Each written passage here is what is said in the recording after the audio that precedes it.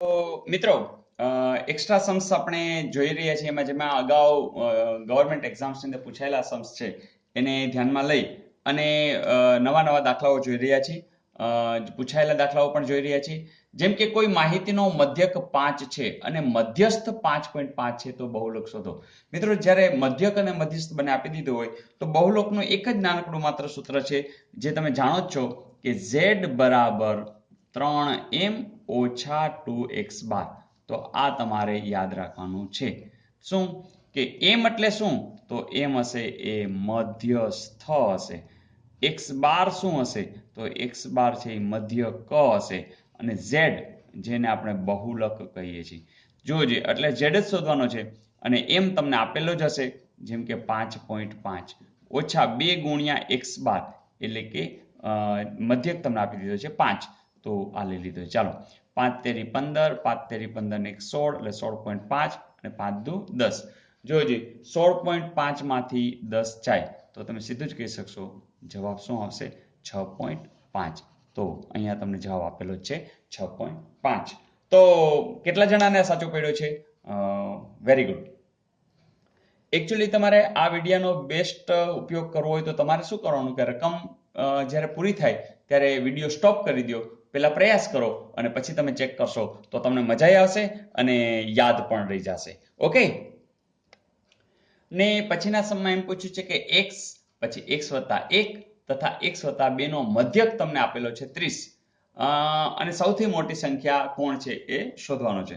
તો મિત્રો તમે જાણો છો કે તમે શું કરશો કે મધ્યકનું હોવું એટલે સૂત્ર કે x બરાબર x વત્તા x વત્તા 1 વત્તા x વત્તા 2 છેદમાં 3 અને મધ્યક તમને આપી દીધું છે એટલે 30 મૂકશો. અહીંયા x તો ખબર નથી તો x એટલે તમે 3x કરશો.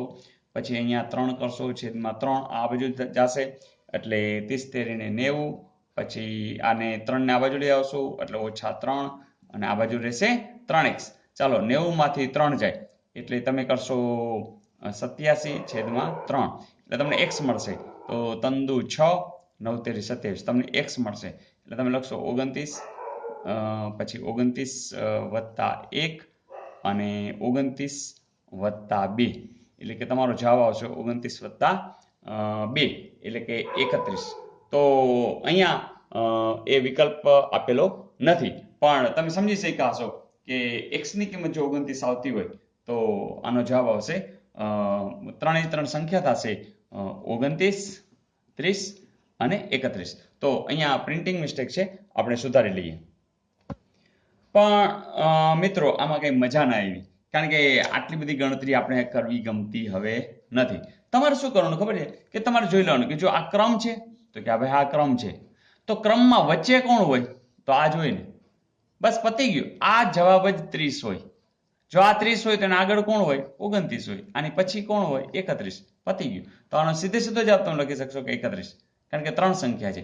ધારો કે એમ કીધું નાનામાં નાની સંખ્યા કોણ? તો 29. એમ કીધું વચ્ચેની સંખ્યા તો એ જ જવાબ લખી નાખવાનો. Is it okay? ચાલો એક પ્રશ્ન જોઈએ. પ્રશ્ન આવો છે x છે, x વત્તા 1 છે, x વત્તા 2, x વત્તા 3, x વત્તા 4. તરત સમજાઈ ગયું કે આ બધા ક્રમમાં જ છે. એનો મધ્યક તમને આપી દીધો છે કોણ? 50. તો બીજા નંબરની સંખ્યા શોધો. તરત તમે સમજી જશો વચ્ચે કોણ છે? આ. તો આ કેટલા છે? 50. તો આ કેટલા હોય? 49, 48, 51, 52. ચાલો હવે તમને જે કીધું એ કહ્યું. તમને કે મોટામાં મોટી સંખ્યા તો કે 52, નાનામાં નાની સંખ્યા તો કે 48, એનાથી બીજા ક્રમની સંખ્યા કોણ આવશે? જવાબ 49. તો આટલું સિમ્પલ હોય છે. ધારો કે તમને x ની કિંમત આપી હોત તો એ x ની કિંમત તમારે શોધવાની હોત તોય પણ શોધી શકો કારણ કે 50 એટલે કોણ છે? x વત્તા 2. તરત કપડે છે કે x વત્તા 2 જો 50 હોય તો x બરાબર 2 બાજુ જાય 50 માંથી 2 જાય તો શું આવે? 48. એટલે કે જે તમને એમ કે પહેલી સંખ્યા તોય મળી જાય કે x બરાબર 48. કોઈ પણ રીતે પૂછે એનો બેઝ છે જો તમે પકડી લીધો હશે તો વાંધો આવશે નહીં. Is it okay?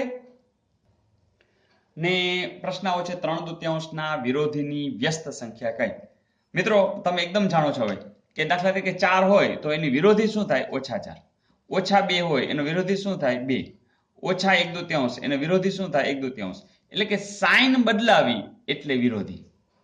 હવે આવી વ્યસ્ત એટલે આપણે એને શીર્ષાસન કરાવી નાખવાનું. જેમ કે કોઈ એમ પૂછે કે 4 છે એનું વ્યસ્ત શું થાય તો તમને ખબર છે કે 4 એટલે 4 એકાંશ એટલે કે એનું વ્યસ્ત શું થઈ જાય?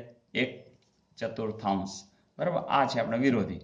ચાલો, -2 નું તો એની સાઇન નહીં બદલાવાની, કારણ કે આપણે વ્યસ્ત કરી રહ્યા છીએ, ખાલી એને અંશમાં -2 છે, છેદમાં 1 છે, એટલે કે આપણે 1/2 ઓછા છે તો ઓછા જ રહેવાના છે.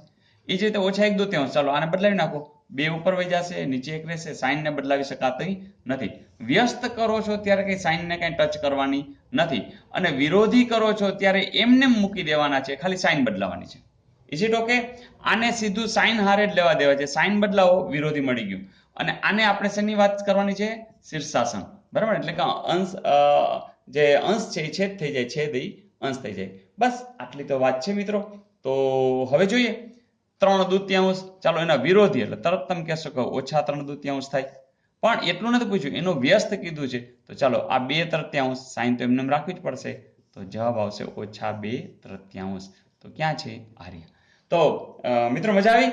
તો ક્યારેક ક્યારેક કોઈ સમ રિપીટ થશે, રકમ બદલાયેલી હશે, પણ તમને હવે જો એ બીજી વાર આવતો હોય સમ, તો તમને જરૂર યાદ હોવો જોઈએ.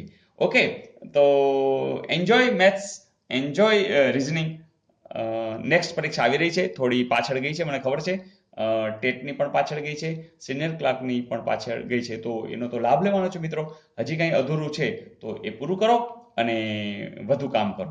Okay, all the best.